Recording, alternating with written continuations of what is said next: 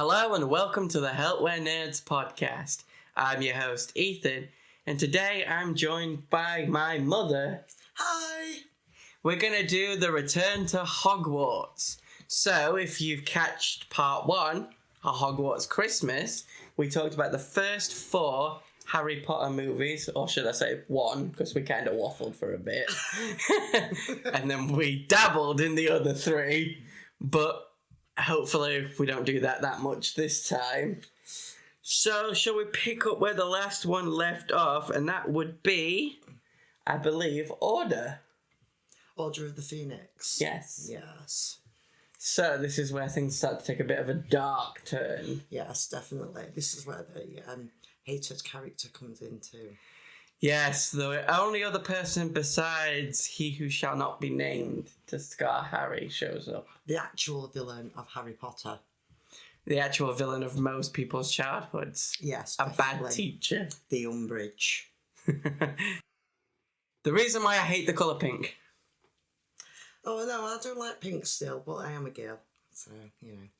And a proper girly girl. Well, yeah. And she's got pretty cat. Do you know what? Do you know what does my head in when I'm watching Order of Phoenix? Go on. Because I've got 3 cats. Every single time I watch it, I think my cats are crying. And it's not. It's just Umbridge's cats. On the wall, meowing. I'm pretty sure the only reason Argus Filch likes Umbridge is because she's got cats. Yeah, me too. Do you think Mrs. Norris is his wife being turned into a cat like she was an animagus? Because I do. You mean the Maledictus, like Nagini like Nagini. Yeah. Fantastic Beasts? Yeah. I've heard that theory. I think it would be I think it fits. Heartbreaking. It fits. It'd be heartbreaking if true. Probably why Filch is no... I don't know. Can I swear on here? Sorry. Yes, it's an adult podcast. Probably why he's a twat then. Yeah. As well. It probably is why he's a twat. I've heard another theory. Although he loves Umbridge, doesn't he? He loves the rules. He loves putting those things up on wall. So I've heard another theory about Argus Filch. And that's that, you know how, I know he was cut from the movie, but you know how Peeves is a poltergeist and he's the opposite of Filch. He's the epitome of all the rule breaking at Hogwarts. That's what brought him into existence. Yeah. Well, poltergeists are brought into existence by the existence of so much thingy. If Peeves was brought into existence because there's so much rule breaking at Hogwarts, was Filch a poltergeist brought into existence by the existence of so many rules at Hogwarts? Filch is a poltergeist, though. He's a real person. It's a fan theory. It would explain why he can't do magic, because magic breaks the rules inherently. He can't do magic because he's a squib. Ah, but is that just the cover story? Well, no. I think that's why he's grumpy, because he's a squib. He's a squib whose wife got turned into a cat. Yeah, that's my theory anyway. I mean, it's not a bad theory. So, yeah, I mean, so if we talk about Order of the Phoenix then, obviously it comes off the first casualty of war, Cedric Diggory. Yeah. Oh. And the movie opens up with Dudley bullying Harry about it. We see that Harry's had some PTSD dreams of it all. And then the Dementors. The Dementor attack, which isn't explored in the film, and it really pisses me off that they don't do this in the film, because we know from the book that Umbridge is the one that sends them. Yeah, we do. And we also know from the book that it's that encounter that makes Dudley see Harry in a different light. Yeah, and yet we don't see that it in the movies. We don't see the change in Dudley's perspective on Harry. We don't see the fact that it was Umbridge that sent the Dementors. There's no mention of it. Yeah. There should have been. Yeah, I agree. I think it was thinking though, like alluded to, because when Dumbledore comes in to the Ministry at the trial. The trial. Yeah. We're doing quotation marks for anyone that's wondering why our voices changed. Yeah.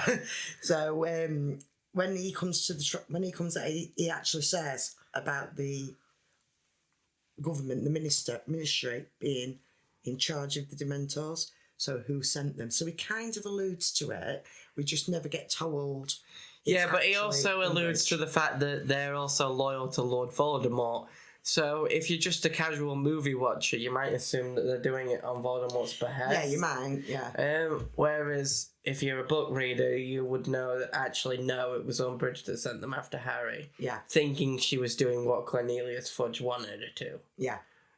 Again, no, Cornelius Fudge did not order that. He's an incompetent dickhead. He's not He's an scared. asshole. That's what he was. He was frightened, and he didn't want to believe that that Voldemort were back. Yeah. Because if Voldemort were back, then that meant he were going to war, and he didn't want to go to war. He just wanted to be like a minister who had a nice, easy run. I think he's incompetent. I don't think he's malicious. Yeah, that's what I think. So she acted on her own, but it was never brought up. No. I know I'm jumping ahead to the next film, but she also is in attendance at the little wake thing that they do for Dumbledore on the Hogwarts grounds. Yeah. And we don't see that. Yeah, we don't. I mean, they do something very similar in the movie. They raise their wands. Yeah, but we don't see the proper funeral, which we should have.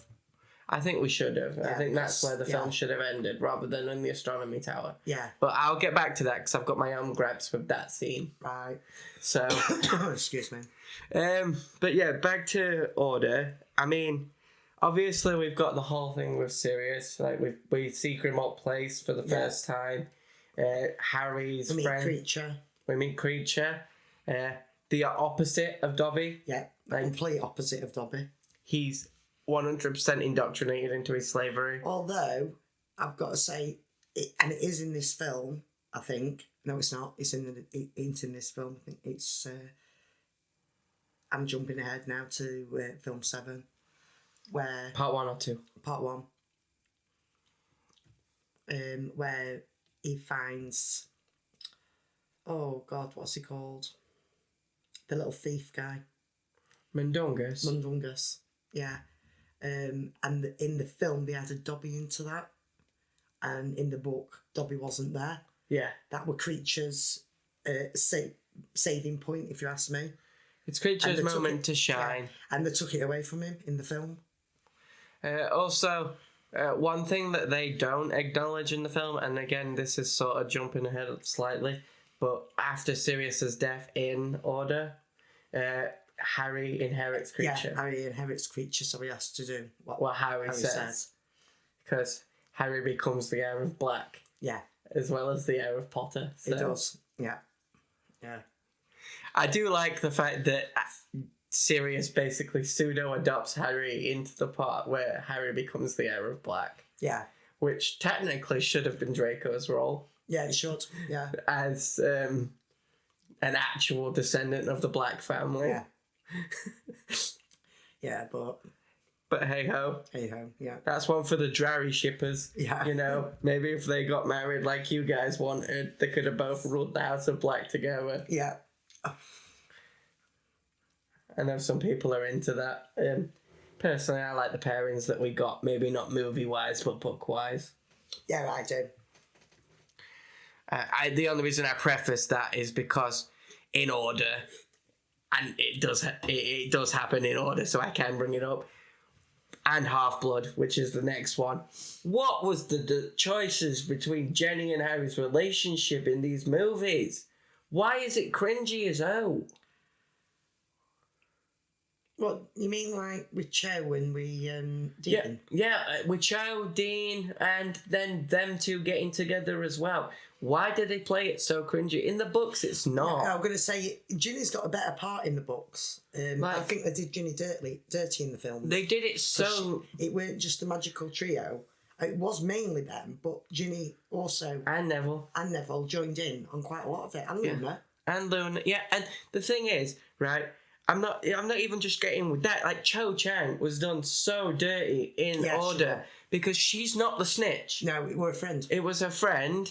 And that were only because of her mother worked for the ministry. Yeah, and Umbridge threatened to have her sacked and thrown in Azkaban. Yeah. Cho didn't. Cho's friend, I always forget her name. Began with an N. acquiesce to tell them what was going on. Also, like, on top of that, Harry and Cho didn't just have that one kiss. No. In the room of requirement. They went on a date, it didn't work out, Yeah. and they were like, maybe we're better as friends. Yeah. Like... Because on the date, she didn't end up crying about Cedric. Yeah. So, like, Harry was like, oh, I'm rebound. Yeah. And it's like, oh, this is wrong. Yeah. So, but we didn't see that. No, we didn't. Or didn't even have to see it on screen.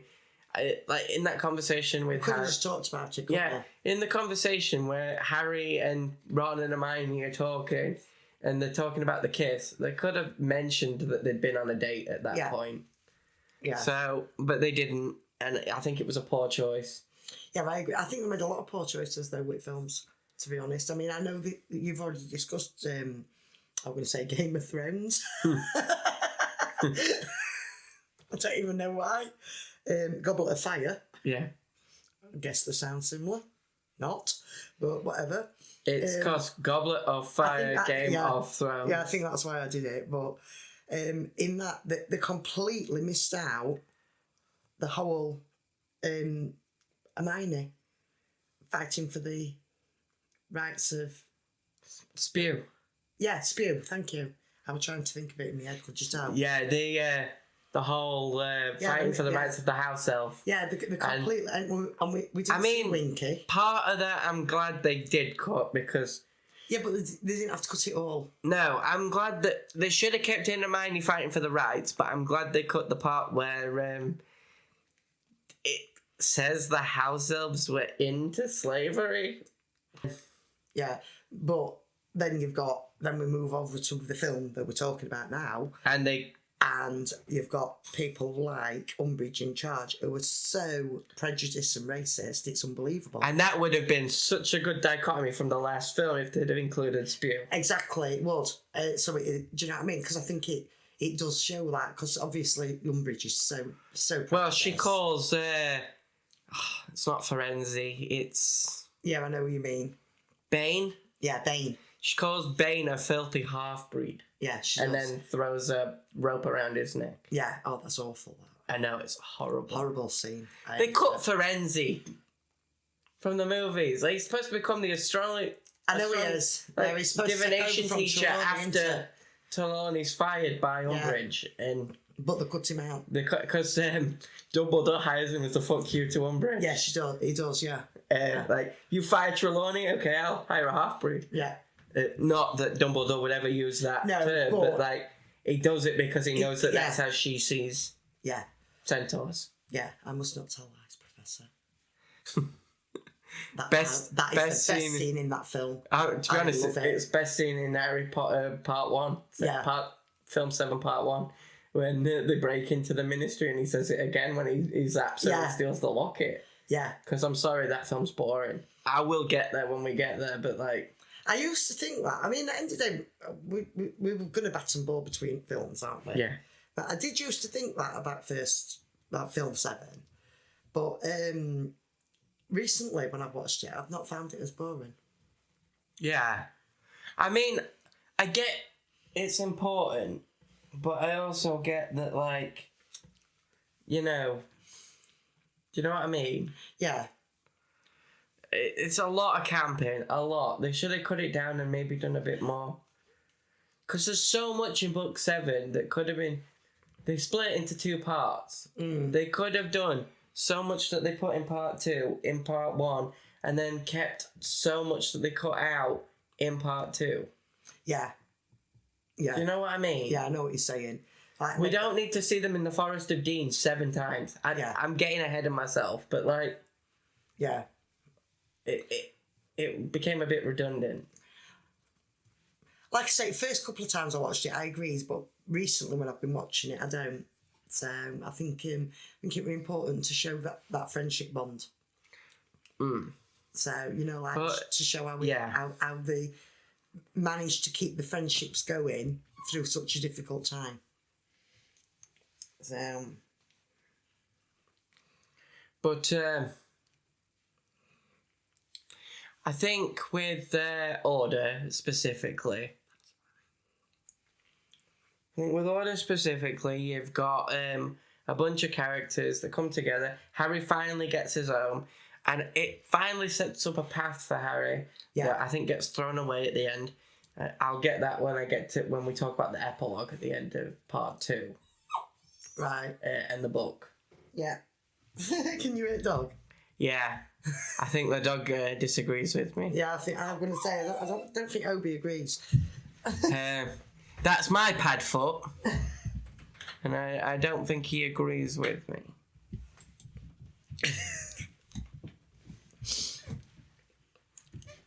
So, hey ho.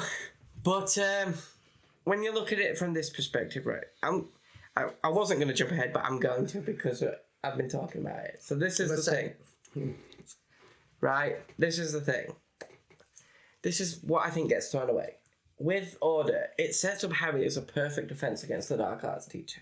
Yeah, it does. I know the position was cursed, but the position was cursed by Moldy Voldy. Yeah. And he gets killed at the end of thingy, which means the curse is gone. Yeah. Harry was set up to be the perfect teacher, and I think JK kind of threw that away to make him a cop at the end. And I don't agree with that decision. It's her work. End of the day, if that's where she envisions Harry going, that's where Harry goes. I would say that he'd be like Slughorn, where he were an aura and a teacher. Personally, that's how I envisioned Harry's life. I think that he should have gone in. I think he should have ended up in teaching. I think the battling the Dark Wizards and stuff, I think he did that his entire life. I think he deserved a more but there wouldn't have been as many life for him to actually do, would there? After Voldy went, wouldn't have been as bad. I know, and I get it. I get that, like, what challenge does other Dark Wizards pose to Harry Potter? Yeah. Like, if, like, you're a Dark Wizard and you're like, right, which aura's following me? And then you find out it's Potter, you're like, I surrender. Yeah. Like, sort of thing. Because he might just Expelliarmus me. Yeah. Do you know I mean, according to the movie, he knows 2 spells, but he doesn't. But like, according to the movies, he knows Chuffing, his signature move, Expelliarmus, and Expecto Patronum. Yeah, that's it. it. And maybe Lumos because he can light his wand up. But like, that's it. He knows 2 spells. Yeah, I can't even mend his own glasses. No, Hermione does it every film. Yeah, but he can fight Voldemort. Yeah.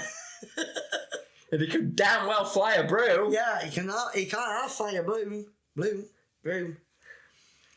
Better than fair as I hear it. I know that's from number 4, but like, I couldn't help that. Like, it's funny because he learns so many spells for the Triwizard Tournament, yet we never see him use any of them. No, I know. And it's like, come on. I know. It's crazy. So, but hey ho. Then he teaches all those kids those spells, and we see him teaching them the spells, yet we never see Harry use one of them. Yeah. It's like, I mean, I think that's good that they all get out. Them all getting together and that, and then like the line with Hermione, you know, when she says about breaking the rules. So, where is Hermione? Who are you? And what have you done with the real Hermione? Yeah, who are you and what have you done with Hermione? So, I love the fact that it's Ron as well. Yeah, I do. I like that. I think it's really. I think it's such a dichotomy from the first, like, one of the first times they go on an adventure, and she's like, I'm going to bed before one of you come up with another harebrained scheme to get us in trouble. Dead. Or worse, expelled. Yeah. Like, seriously. Yeah. And then Ron, she really needs to sort out her priorities. Like, I think she did, Ron. Yeah, I think she did. I think she did. So, anyway, carrying on with Roger at Phoenix. I think we've kind of sort of exhausted Order at this point, apart from the big elephant in the room, Sirius's death. Yeah. And that comes, obviously... It comes at the behest of, if Dumbledore hadn't have done what Dumbledore chose to do that entire film and book, because it's being an... But he thought that he thought he was doing right, but in my head, he didn't. He was being a bit of a knob. It was at Dumbledore's own estimation, he was being a bit arrogant and thought he was doing what was right. Yeah. And he wasn't. He was completely wrong. And he even admits that, like, in his own arrogance of thinking he knows Voldemort better than anyone else, he got a bit carried away and pushed Harry away, which was the opposite of what he should have been doing. Yeah.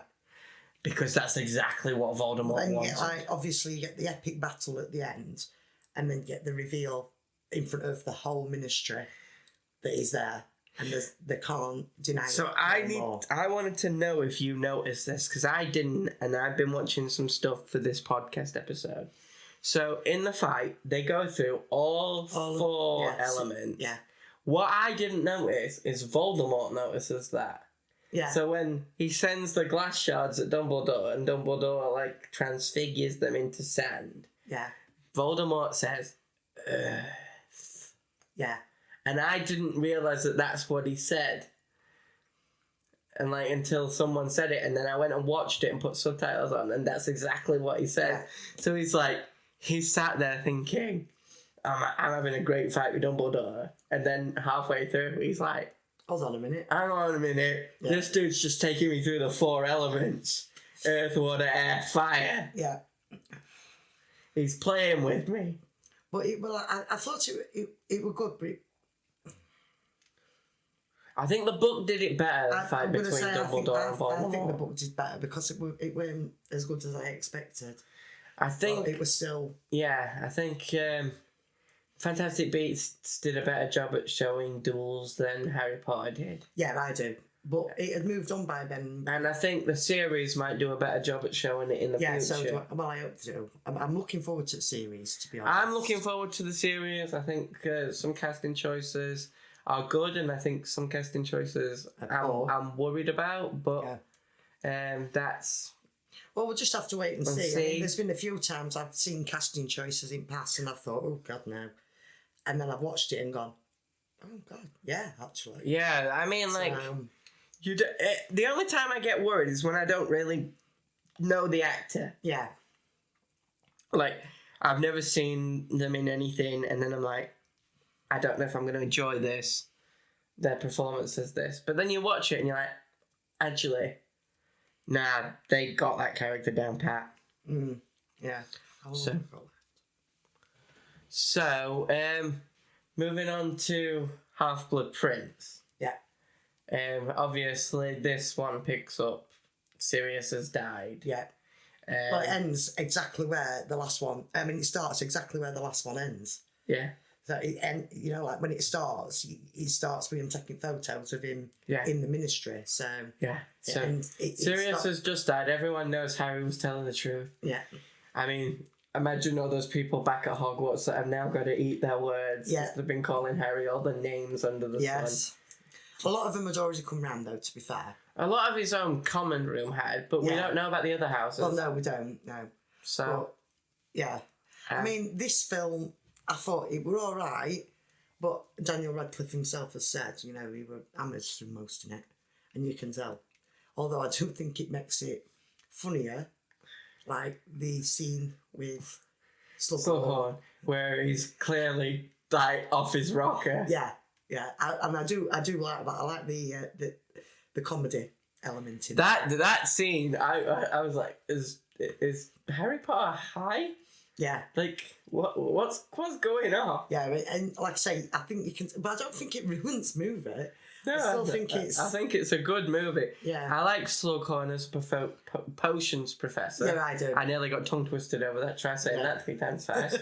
But I think he's a much better potions professor than Snape. Definitely. I like Snape as a character, but as a potions professor, I think he didn't really spend enough time teaching... in the movies, at least. I think when you read books, you find that he's more teaching his Slytherin pupils than any others, to be fair. Yeah. So, that's... Slughorn. Yeah. Slughorn is also teaching his favourite. You can tell that. Yeah, but they're from any house. As long as they can go on his wall, he's quite happy. And he don't care about blood purity either. Like, his favourite student's Harry's mum, and she's a muggle-born. Exactly. So... and then it's Draco's role in Half-Blood Prince. I feel sorry for him. I do, because I think Tom Felton played that really, really well. Like, this movie is what made me a Draco fan. Yeah. I have a Harry Potter wand. I bought it with some birthday money, and the one I went for was Draco's. I know. Because I know you do, but they don't. Yeah. That's what so I have to say it. Like, I know you know, but... Yeah. But yeah, I do, because I think he played it that well, because you could see the emotion on his face. You could see that he didn't actually want to do what he'd been told to do. You can see that it was also a punishment as well. Yeah, but I think you could also see that he wanted to prove himself, because he'd been brought up in a wizarding house where Voldemort was the be-all and end-all, let's face it. Yeah. Do you know what I mean? So, like, for him, this were his mentor as such, and he's asked him to do this really important task. And I think deep down Draco knew that what he was doing was wrong. Yeah, and I think that's really Narcissus' didn't want to do it. influence. Yeah. The fandom think that that's Narcissus' influence as well. Well, no, because if you read books, actually, Lucius and Narcissa are actually really good parents. Yeah, I know they are, but... I mean, Lucius has given... I'm not saying he's a good guy, because I don't think he is, but he's given a bad rap as a parent. In the films, it's made out as though he picks on Malfoy all the time, and he's like, always wanting him to do stuff. But in books, it's not like that. It's like quite a close relationship. Yeah. So... I think with the Malfoys and everything, I think, like, a lot of people kind of miss the point of Draco being given this mission by Voldemort because he's supposed to fail. Yeah, exactly. And that's all because Lucius gave the diary to Ginny. And because he failed to grab the prophecy. Yeah. It's a punishment by Lord Voldemort. Draco is supposed to fail. It's why Narcissa does the unbreakable vow with Snape. Because they both, and Bellatrix, know that he's been sent to die. Voldemort has basically set Draco up here. Yeah. And Dumbledore knows that too, which is why he tells Snape, you've got to do it. Yeah. Because it's either Draco manages to succeed and taints his soul, which Voldemort knows Dumbledore will feel awful for that. Yeah, well, Dumbledore knows Draco, doesn't he? Yeah. He knows. I mean, he says it at the end. He says it just before. Do you know, he knows, and you can see on Draco's face. And also reading books as well, it's obvious that Draco doesn't actually want to kill Dumbledore. Yeah. It just feels like he's got to. Do you know what I mean? Yeah, like I was saying, like, you can tell that, like, it's a double-edged sword, because he knows if Draco goes through with it, it will break Dumbledore. I know Dumbledore will be dead, but like it will break Dumbledore's spirit anyway. Yeah. So it'll be a double victory for Voldemort. Yeah. Like, not only will Dumbledore be dead, but he'll die in sorrow because he's lost a student at that moment too. Yeah. But on top of that, if Draco fails, why do you think all the other Death Eaters were summoned to the school at the exact moment Draco was supposed to kill Dumbledore? Exactly. Because if Draco fails, one of them's supposed to take Draco out and then Dumbledore. Yeah. Like, that's why Narcissa and Bellatrix were like, no. Yeah. Well, I don't think Bellatrix, to be honest, Bellatrix didn't want it to happen. I can see Bellatrix is a massive Voldemort stan. I'm not going to deny that. But I do think that she is all about that House of Black too. And in her head, Sirius is a blood traitor. Yeah. So he's not the heir of Black. Oh yeah, definitely. So, she wants that. She wants Grimmauld Place. So to her, she's the heir of Black, but she knows she's not going to have any kids with Rodolphus. Because the only person she cares about is Voldemort. Yeah. And he ain't having kids. Yeah. So she knows the Black line is only going to go through one family, and that's going to be Malfoy. Yeah. So she can't risk that. She can't risk Malfoy. Yeah, I've never looked at it like that, to be honest. She can't risk Malfoy dying because that's the end of the Black line. Yeah. Because Sirius isn't going to have kids. She's not going to have kids. Malfoy's the end of her family lineage. Unless you listen to Cursed Child, which no one that's does. I like it as a play. I like it as a concept. It's not canon. No, it's not canon. No. Like, I'm sorry, no. No, I agree. Voldemort did not get frisky. No, I agree. I completely agree. And if he did, I don't want to picture it. Yeah. Me neither. The only way that works is if Bellatrix slipped Voldemort a love potion. Yeah. And even then, the only person I can see Voldemort getting frisky with is Nagini. Yeah, me too. In snake form. Yeah. Yeah, but he's, no, I agree. But, which do you think is missing out if it's Helena Bonham Carter? But that's my personal preference. I completely agree with you on that one as well, to be fair. So, but, So, yeah, I think that she was she was there and she was willing to allow Narcissa to allow this to happen. Not because she doesn't believe in Voldemort, but because that would mean the end of the House of Black. Yeah. And while she supports Voldemort, she's not going to end the House of Black. Yeah, exactly. So, is it Half-Blood Prince where the Burrow gets attacked? In the film, I don't believe this happens. It doesn't. It doesn't happen in the books. When I was watching the film, I was like, "What the hell is this?" It was so unnecessary. Although I've got to say, although it was so unnecessary, I love it when I killed Sirius Black. I killed Sirius Black. It is a funny scene, but to be honest, my favourite part of that whole thing is obviously they've blown up the Burrow. She's chanting, running through the forest. Harry's chasing after her, jumps over the fire. And it's the only scene that I'm like, this is the Ginny from the books. Yeah. Because, she runs and then Arthur shouts, Ginny! And she jumps over the fire and just straight after Harry. Yeah. Even Ron's, not behind it. Not even behind Harry. Ginny's, off. Yeah. And everyone else is like, what the... Yeah. Where are those two going? And just that's where you kind of get... And I think that's what the film was trying to show, that's the Ginny-Harry connection. But they did it wrong. They dropped the ball, especially with the cookie. Yeah, they did. That is so awkward. Morning. Okay. that scene is funny in Harry Potter number 7. Yeah. When she kisses him. Morning. Because that's a brother scene. And I absolutely adore that. I think it's so funny. That is such a sibling thing to do. And just sit there drinking your coffee. Make it so... Yeah. I love twins. I think they're ace. I'm not here. Oh, they're finished. Morning. Yeah. And then you watch your sister go bright red. You're like, yep, I watched you just kiss that dude. Yeah. Yes. And then Ginny scurries off and Harry's like, sorry. You can see his look on his face like, sorry. And I can't remember if it's Fred or George. I think it's Fred. It's, yeah. Who dies? Fred dies, doesn't he? I think it's... No, yeah, Fred dies. Fred dies. It's George. Because it's George. He's not got an ear. Yeah, it's George, yeah. I think you can see the look on George's face we all knew it was going to happen. Yeah. Yeah. Dude, she's been crushing on you since book 1. Yeah, exactly. This was obvious. Yeah. To everyone but Ron. Yeah, Ron's so oblivious, isn't he? He really is.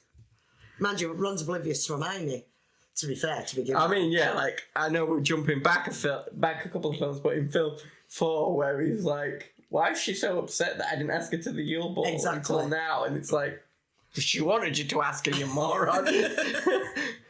Yeah, but she ends up with fixed crumbs, so, Yeah, don't get me started on that age gap. Okay. Yeah, let's not, because... Yeah, I know. But what do you call it? But I think Half-Blood Prince is a really good film. I think it flushes out Snape as the character. I still don't think Snape's... What? Oh, no. I get confused between films here. I'm going on to another film. Because I was just going to say when he deflects. That's later. Yeah, so, right, go on. So in Half-Blood Prince, when they're doing the occlumency lesson, I think that's in order as well. When they're doing the occlumency lessons and stuff, and it is in order. It is in order. I meant to mention this in order, but I've got it mixed up with Half-Blood Prince. He deflects something, he gets his memories. But he don't go into... Because he gets more than that in the book. He gets more than that. He misses Snape's worst memory. Yeah, it does. Which I think is a pivotal Snape moment, because it's the moment Snape royally fucks up and calls Lily a mudblood. calls Lily the slur. And that's what that does. That ends their friendship. It's like when Snape goes on about Lily choosing James. Lily didn't choose James. You fumbled the bag so hard because you called him a racist slur. Yeah. Dude, like, I know your friends were there egging you on to do it, but come on. Yeah. You liked that girl. Yeah. You don't do that.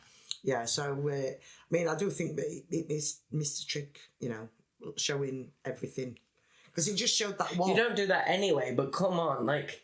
But it didn't show, it's like it only showed that one thing. It basically showed James as a bully, which he were.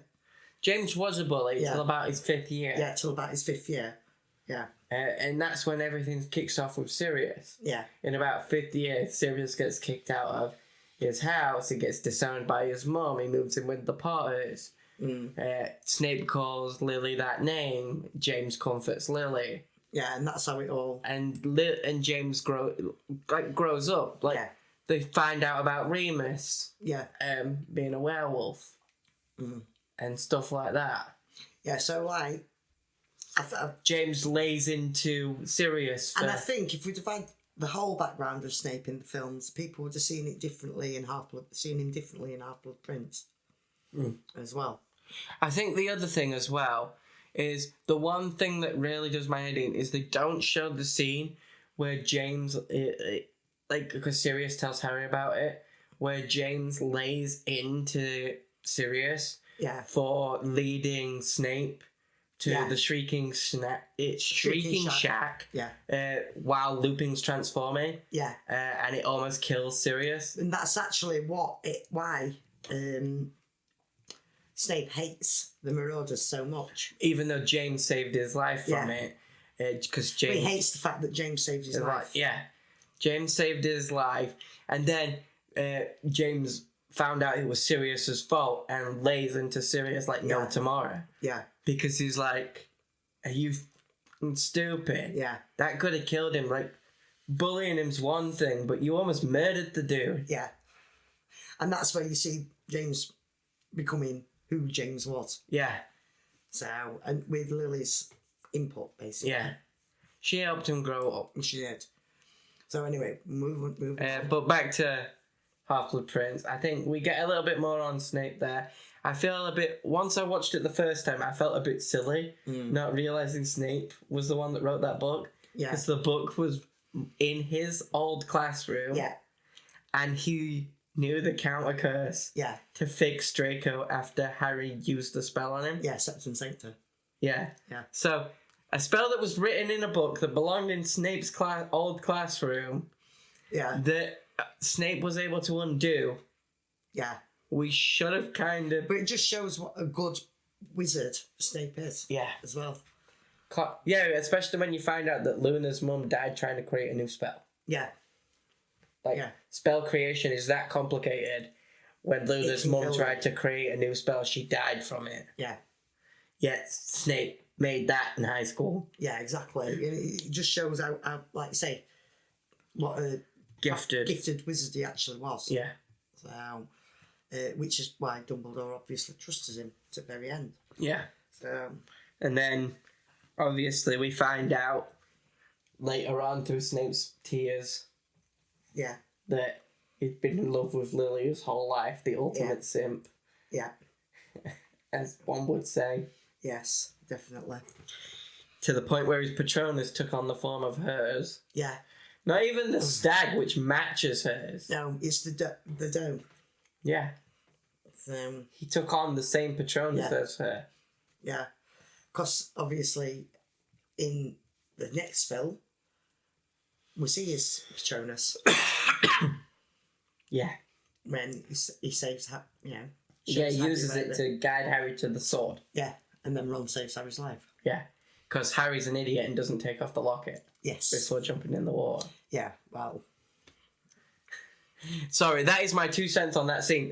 It does my head in. You're wearing a locket with the most evil spirit in the world trapped inside it, going for the one thing you know can destroy it. And you don't think it's going to try and kill you the minute you jump in that water. I know. Take off the locket! Or at least go back, leave it with Hermione, and jump in for the sword. Yeah, but then we won't be able to have Ron coming back to save his life. So come on, it's a plot.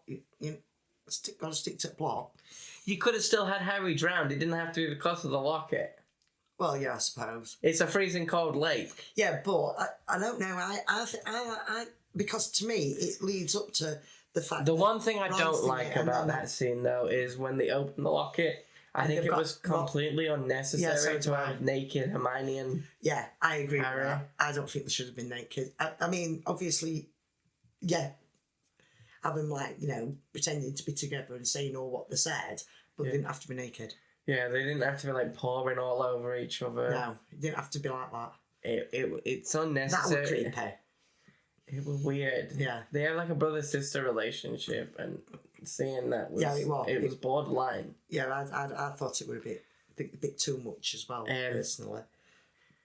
So, and then... I know we jumped ahead a bit, because obviously we only learn about the Horcruxes in Half-Blood Prince. Yeah. Through Slughorn. I like the way that they go around getting that.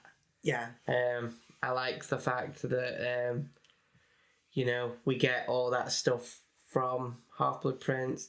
I like the fact that Draco and Harry's relationship, Harry starts to see a different side of Draco throughout the whole thing and realise, he sees Draco disarm Dumbledore, but he also sees Draco couldn't go through with it. Yeah, he realises that Draco's not as evil as what he thought he was. Yeah. There's that, in that moment when Dumbledore offers him sanctuary and Draco couldn't do it. Yeah. And he, goes to lower his wand before Snape I will steps say up. as well, what I didn't like about that scene is, in the book, Dumbledore Pacificus Totalis, I can't say it, but Pacificus Totalis is him, makes him so that he can't move. Yeah. And in the film, they don't do that. For me, it makes it better when he's done the... When he's been stunned. Yeah, when he's been stunned, because why wouldn't he get up otherwise? The way Harry's portrayed all the way through Harry Potter is he won't sit back and watch. Yet he sits back and watches Dumbledore get killed. So they should have had him stunned in the film. I think the thing is, you should have had, when Snape does that, you should have had Harry go with Snape, and then Snape just flick his wand and Harry be stunned on the ground. It doesn't have to be Dumbledore, because I think that's one thing Dumbledore stunning him I thought was a bit...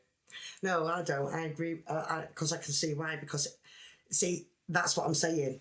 For me, I do get what you're saying. Harry's the type of person that can't I get what stand you're back. saying, but I think it would have helped Snape sell the double agency if the last thing Harry remembers of Snape stunned him and then he killed Dumbledore. Do you know what I mean? Yeah. At least in the movie version. Maybe movie version. I actually like how the fact that it was Dumbledore that stunned him is just to say you're not joy. You know what I mean? I know what's going to happen. You're not helping me.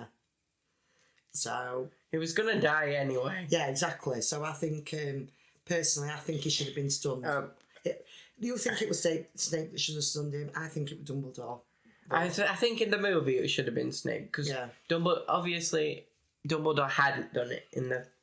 Dumbledore didn't even follow him down the stairs in the movie. So they didn't even make it back to Dumbledore's office, which...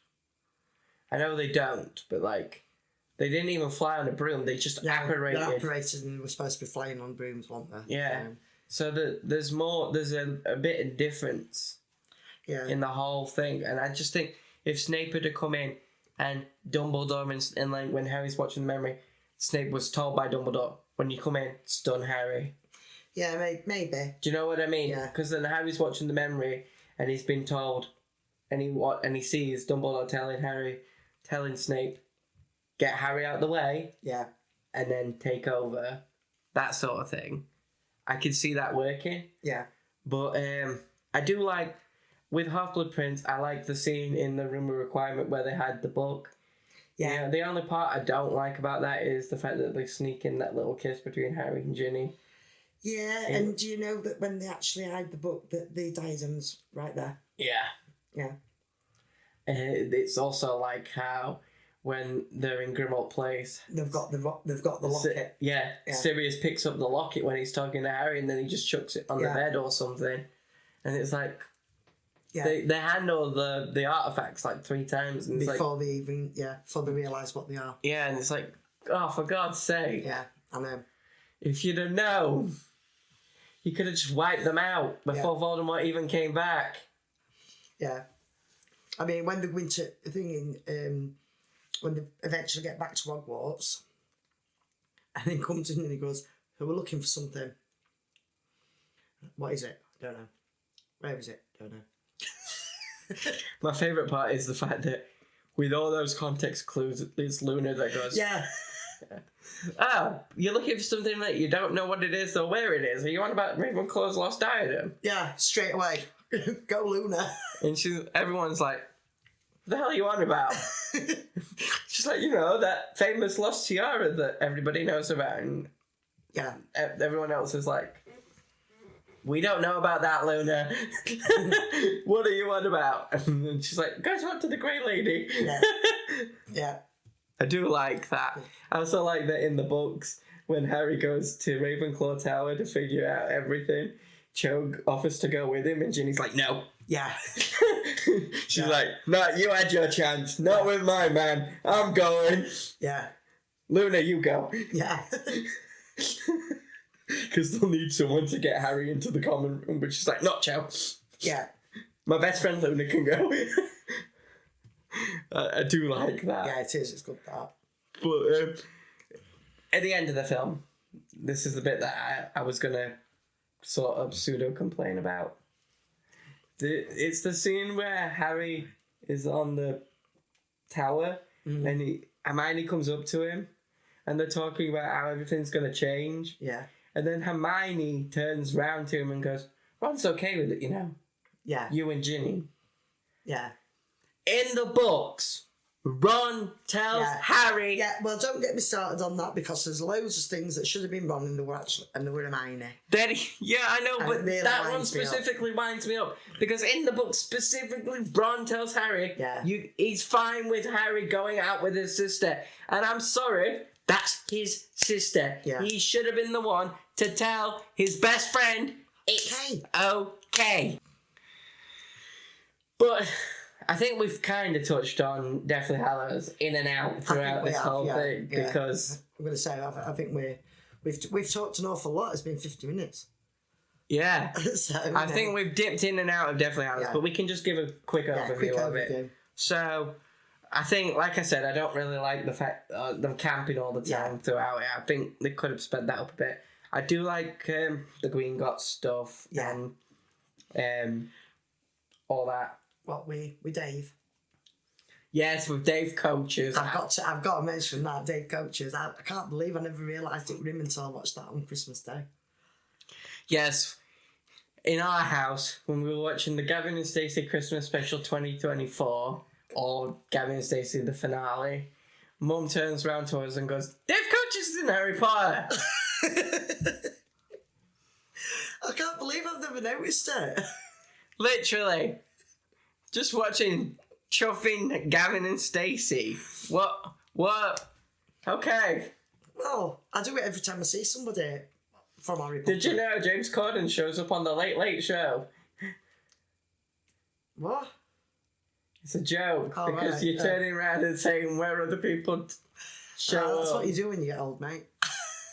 Yeah, well, you did it when I was young. Every time Friends came on, I've been there. Yeah, well, I have. Yeah, I know you've been to New York. I'm not bothered. I bet some of the listeners live there. Yeah, well, you're right. Anyway. That was completely off topic. I know. But back to Harry Potter. I think with the first one, I think the biggest thing that happens is there's a lot of death in the first part. Yeah. I think that's my main gripe with the first part. They put a lot of the deaths in the first part.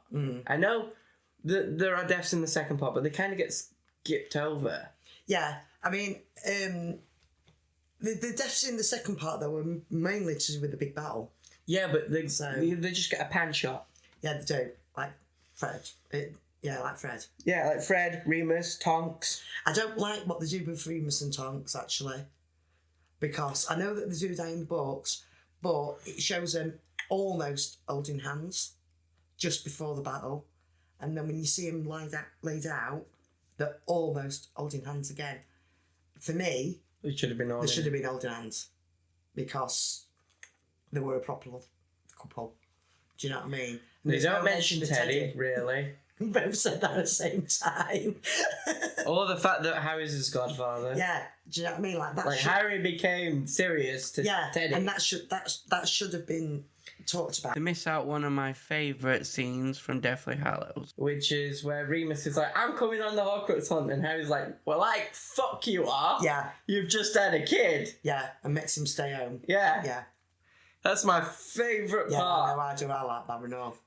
So, I mean, it's sad. I mean, I'm glad I read the books before I watched the film Yeah. because I were a blubbering wreck anyway, but I'd have been even worse. I was crying my eyes out when I read books.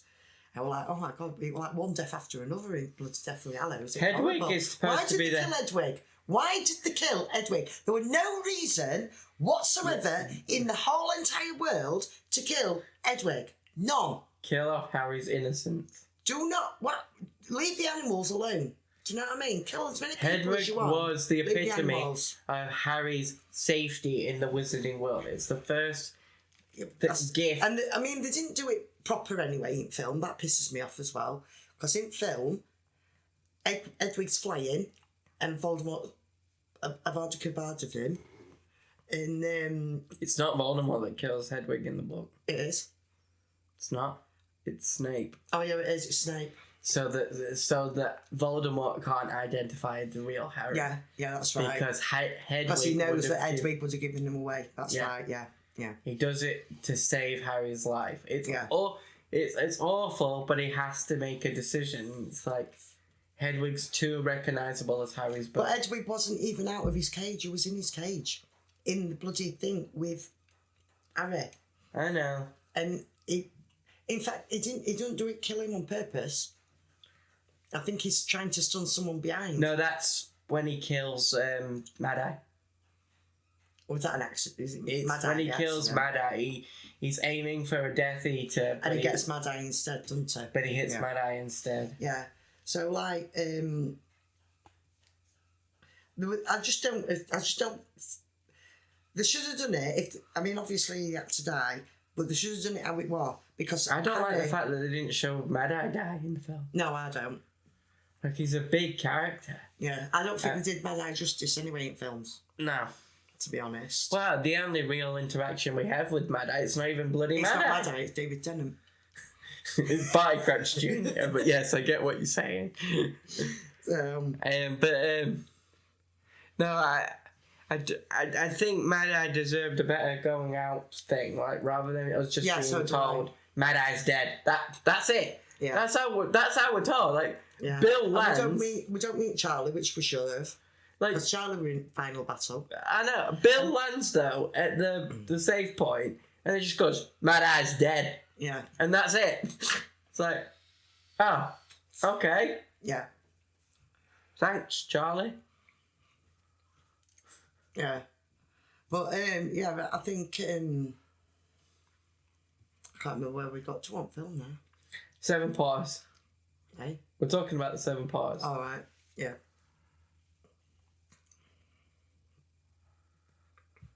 I've said what I had to say about 7 Paws. Dobby's death. Yeah, that's sad. That's really sad. I do like the fact that they kept in the fact that Harry made sure Yeah. they buried him without magic. Yeah, I like that. I like that he was buried without magic. And that, everyone respected that as well. But yeah, that were because obviously your second film opens up with that, doesn't it? Yeah. And then it's just like, Free elf. yeah. Here lies Dobby. And good you can friend actually go, and can't free- you? And there is a thing there that says Yeah. it. At Shell Cottage. Yeah. Literally just says, here lies Dobby, a good friend and a free elf. Yeah. I do love that. Not that he died, because I think, that's terrible. But I think it's sweet. And I think Daniel Radcliffe did a fantastic job mourning, holding a puppet. Yeah, definitely. He did. I agree. It's like mourning while holding Kermit. Yeah. Yeah, it did. We got, and then when they go for Thestrals, when they all go for Thestrals, What, in order? was that order?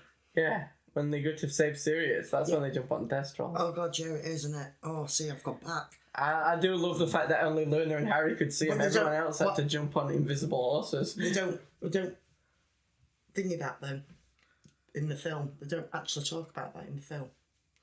And I think they should have.